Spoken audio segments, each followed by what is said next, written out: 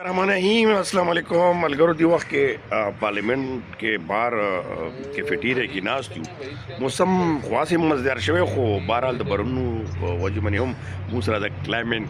का मुखट रिपोर्टर दे अफजल शम उस दा और दी पीएचडी पकी की मौजूद दे यासिर साहब दादे आज टीवी सीनियर दे और दा खो जमगासिम तासु पेजन दी जमगा मशर सतारुख मोहताज न दे हसन खान साहब दी वक्त दा पार्लियामेंट के बाहर अक्सर कीनू नन मासम से पूरे छे रजा यो पार्लियामेंट ला हजरियानो के डेर अजीब गन सूरत हाल रवान दे तैर खान से वक्ती मैसेजों को नुमाता भी लाग रहा है शुक्र तैर खान साहब गिला ते का बोले तैर खान से उस गिला पकार दा चे अफगान एम्बेसी वाला चे कम प्रोग्राम हो शो फतेह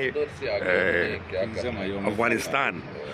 उस असन से मतलब तपोस को पदिया अड़ा बने छे अफगानिस्तान पदिया अगस्त के वखोशले द्वा गमंजली की आज़ादी यो आज़ादी अगदा चे तोरा सरा और ब्रगा कमा झंडा दे वक्ती नी चे कमा लोई जरगी मुकर कड़वा दा अफगानिस्तान उलस आगा मंजी असन सेब और बल चे कम दे तालिबान फतह मंजी और फतह के प्रोग्राम चे कम हो शो نو هغه هم څه خاص د حکومتي غړي نو یا پاکستان پکې دلچسپي نه وه یا نور ملکونو کې چې کوم دوه فتح داسې خاص اولس نه کمناو سوی په دې باندې ګوره دې ځل یو کون سا यार और सबर उम्मीद आई दादे के हाँ ना ये इस पे 15% डिस्काउंट चलो ठीक है यार 40% इधर जी कुंगला का लंजा शुरू हुआ दीजिए कि चिंगा पाले साफियान अर्ज़ के डिस्काउंट मने चली गो हाँ तासु खबर है मेरा हम खबर बलो वला दा नन दा अफगानिस्तान یوسل او وما د آزادۍ ورځ ده زه خو ستا د دې چینل په ترو باندې ټولو افغانانو ته د نننۍ ورځې مبارکي ورته وایو ټولو افغانانو او د نن نه درې ورځې مخکې یا 2 ورځې مخکې ما په خیال په 18 تاریخ باندې دوی د 15 اگست چې کوم دوی کابل ته دننه شوي طالبان نو دوی یوم فتح یعنی وکټري ډے مناو کړل 15 نو هغه کې پاکستان ډېر سرکاري خلک پکې نو د حکومت خلک اپوزیشن لیډر محمود خان صافیان منوره وختي هغه صافیر وخت چې دا موږ تنقید کوي لکه زمانو هم هغه لیست کې چولستا خواسم پیل نه پټاپ دي نه خیر دی خو بیا ملګری دي هغه بس تنقید مونږ په خلکو کو نو په مونږ باندې هم لکه برداشت وکاو او هغه مرګری دي کله نه کله پکې غو سره ولګو دا وی خپل کې دي شي پوینټ اف ویو دی خجی دا هغه باندې رڼا خپل هغه راشي موضوع باندې یو سلو چې کوم هغه وسکور دا په پاکستان کې ما په خیال زو مچیرا اتیا یو کم اتیا کال پس په پړمبي ځل باندې دی چې د افغانستان د یوم استقلال یعنی یوم ازادي دا غي تقریبا کیږي په هر کال شوی دی او داغه تقریبا دغه نو شو د په دغه باندې لکه دې ځل پړمبي ځل باندې چې کوم دی هغه و نشو ٹھیک شو نو دا یو ډېر لوی دغه دی دوی دغه په ځای باندې دغه یوم فتح چیرې لګو طالبانو چې موږ افغانستان فتح کړی دی نو ظاهر خبره ده بیا خو هغه 1919 ولس کما هغه منځي زه دا ولس خو په ونننې ورځ ما خو چې نننې ورځ باندې کوم کتنو لکه نن افغانان نن د نننې ورځ چې دا د غوی د آزادۍ ورځ ده په 1919 کې هغوی د انګریزانو نه ازادي حاصله کړې وه کم از کم که زه دا ووایم نو اتیا کاله پس د 1940 نه واخله تر 1919 پورې چې کوم دی دوی د انګریز د تسلط د لاندې دا دغه مختلف طریقې سره کله مکمل کله فورن پالیسی کله د خلک د دوی مکمل ازادي امیر به همیشه کوشش دا و چې انګریز په خوخه شاه شجاع را واخله تر امیر حبیب الله خان پورې دا لکه زم چې 99% نه 100% به 99% به وي خو افغانستان کې خصوص دا आवाज نشي اوچتولې ول طالبانو یې را ده نه دا خو جدا خبره ده لکه خو ته په دواو باندې په زور زبردستی باندې د خلکو خلو خو بندوي شو خو زلو خو نشي بندوي خو زم چې د طالبانو سره پورې دی ولس زونه ول نه وګټل دا یاره ګوره طالبان اصل کې زما خیال دا دی چې هغوی اوسه پورې دغه نه دی کړی د لکه د زړونو ګټلو دغه نه دی کړی سوي ورته هغه کوشش یې نه دی کړی بلکې همیشه داسې کړي چې په ولس باندې سخت دی لکه د ښځو باندې تعلیم پابندي په ماشومانو باندې د کوره نه وتل وغیره وغیره د کار پابندي اپوزیشن سره نه کېناستل او لکه داسې دغه کول چې یاره یعنې افغانستان صرف د طالب دی نو ما په خیال دا یو شی چې کوم دی د دې د وجې نه هغه ولس ځان نه ګڼي چې یاره ګنې مونږ دا زمونږ حکومت دی ګوره اوسه پورې دوی په افغانستان کې یوه اداره جوړه نه کړه نه د قانون سازۍ دپاره دا واحد ملک دی په دنیا کې چې په دې کې آئین نشته په دې کې قانون نشته د قانون جوړولو صرف په نوم پکار دی هغه اداره هم نشته دی د ښځو باندې پابندي ده باقاعده ملي فوج ختم شو ملي پولیس ختم شو نو ځکه خلک هغه اوس هغه شی نه ګڼي ځان چې یاره ګنې لکه زمونږ که دا خو پیچلېدی نه شي سیسټم دا نو الله دې وکړي چې دا خو د افغانستان تاریخ دی خو الله دې وکړي چې بیا ریپیټ نشي لکه هر څو کاله پس چې کوم دی افغانستان کې ډېر وایلنټ چینجز راځي تشدد سره لکه هغه د سردار محمد داود خان نه راواخله د هغه نه پس که ته ګورې نو که ترکی راغې که حفیظ الله امین صاحب راغې که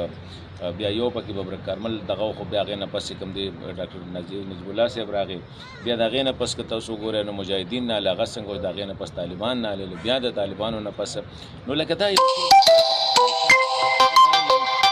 وایي پرتشدد دغه راځي زمون خیال دا و چې یاره طالبان خو الله والا خلق دی او ملنګان خلق دی عالمان خلق دی نو دوی به چې کوم دی دا کار اهلکار ته حواله کړي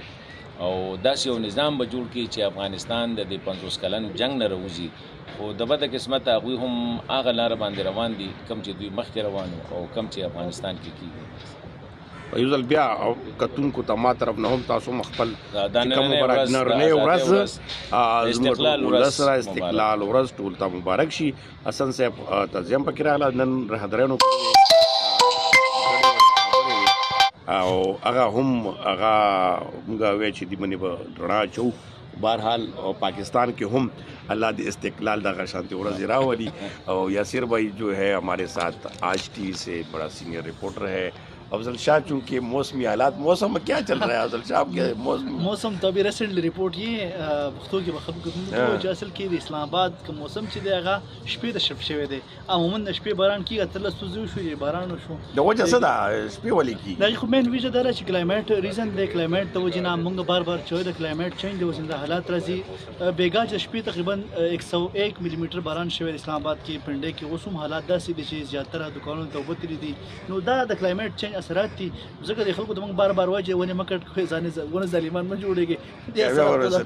صحیح یاسر بھائی آپ مجھے یہ پارلیمنٹ کی راہداریوں کے بارے میں بتائیں کیا چل رہا ہے عمران خان کا جیسی نام دوبارہ جو راہداریوں میں لیا جا رہا ہے اور کافی حکومت کو پریشانی کا سامنا کیا وجہ کیا دیکھ رہے صورتحال کیا بن رہی ہے دیکھیں کل تو حکومت کا ایک فیصلہ تھا کہ ہم کوئی کسی قسم کے ریئیکٹ نہیں کریں گے اور جو ہے جیسا ہے جو عدالتی ڈیسیژن ہے ویسا ہی کریں گے پھر اس کے بعد حکومت نے تھوڑے تیور بدلے اس کے بعد قانون کے جو وزیر ہیں وہ آئے انہوں نے کہا ہم نظر ثانی کے لیے جا رہے ہیں آج اٹارنی جنرل کی زرداری صاحب سے بھی ملاقات ہو گئی ہے تو بہت ساری چیزیں تو ادھر ہو رہی ہیں لیکن یہاں پہ بھی بہت ساری چیزیں چمگوئیاں ہو رہی ہیں کہ آگے چل کے ہونے کیا والا ہے کیا کوئی بڑی ایک رجیم چینج کی ہم پوری بات کریں کیا وہ ہونے والی ہے صرف اسپتال منتقل ہونے تک بات چیت ہوگی یا کوئی بڑا کچھ ہونے والا ہے اگست کا سارے انتظار کرے تھے نہیں پارلیمنٹ کی راہداریوں سے انتظار کرے تھے اب اگست آدھا ہو گیا اور آدھے اگست میں کافی ساری بڑی بڑی خبریں جو ہیں وہ آ گئی ہیں ملاقاتیں ہوگی ان کی بہنوں کی ان کی بہن کی اور اس کے بعد ان کی وائف سے ان کی بابی کی تو یہ ایک بڑی خبر تھی جیل سے جو بڑی ابھی آپ کی نظر میں آئے گا اسپتال منتقل ہو جائے گا یا حکومت پوری کوشش کرے گی کہ یہ اسپتال نہ آئے دیکھیں کوشش تو کریں گے کیونکہ جب نظر آتی ہے کہ ایک نکلے گا تو دوسرا جائے گا تو اس لیے یہ جو چھری نظر آ رہی ہوتی ہے تو پھر پوری ہردرمی کوشش کی جاتی ہے کہ کسی نہ کسی طرح جو سائیڈ والا جو معاملہ اس کو ادھر ہی رہے اور ادھر ہی لٹکایا جائے کوشش پوری کریں لیکن میرا جو اب مشاہدہ یہ جو نظر آ رہا ہے، جو مارکیٹ کی ہوا ہے یا جو سسٹم کی ہوا ہے یا ایک اسٹیبلشمنٹ یا سسٹم کی ایک سوچ نظر آ رہی ہے، اس میں یہی لگ رہا ہے کہ کہیں نہ کہیں اسپتال آئیں گے، چیزیں بہتری کی طرف جائیں گی، پھر صوبوں والی ڈسکشن ہوگی، پھر کے پی سے معاملہ آگے بڑھے گا، پھر پیپلز پارٹی نون لیگ جو ہے وہ وہ آج بھی بلاول اس لیے ان کے ساتھ زیادہ ملاقاتیں کریں اپوزیشن کے ساتھ، پی ٹی آئی کے ساتھ. جی خفگی ہوگی، دونوں کی ہوگی، اور پیپلز پارٹی اور نون لیگ کی ہوگی. 6 مہینے کا ان کو ٹائم دیا ہے کہ آپ اپنا فارمولہ بتا دیں کیسے بنانے بننے ہیں یونٹ، آپ کیسے بنانے یہ آپ طے کر کے بتا دیں. آپ یہ کیسے کر کے بتاتے، نہیں تو دوسرا آپشن ان کے پاس بڑا کھلا ڈلا اور ایسا آپشن ہے کہ جو دونوں کو ہوا کی طرح لے کے اڑ جائے گا طوفان کی طرح. تو اس لیے بالکل بالکل یہ جی بالکل جس طرح یاسر صاحب نے بتایا دا تاسو اوریدل کراونکو چې دلته پارلیمنت کې موږ خاص کر په دې حوالې سره نن تاسو ته در حاضرونه خبرو کا زما تیر سوال هم پاندې باندې وزیر الله باندې همدغه هو سهیل افریدي باندې چې عمران خان چې کوم فارموله جوړه کړې وه ما هغه شان دې فارمولې باندې یونټ جوړېدل، نورې صوبې جوړېدل، یو نظام جوړېدل، نو که دغه نه مني نو اوس سره ډنډه شته د دواړو حکومتونه فارغولی شي. نو تاسو خپل کې یاد ساتئ، مذاق کې مې دا خبرونه درکړم او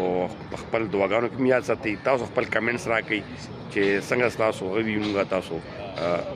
هغه باندې هم نظر اچو چې کوم تاسو ته ضرورت. ډېره مننه، خوشحاله باد اوسئ.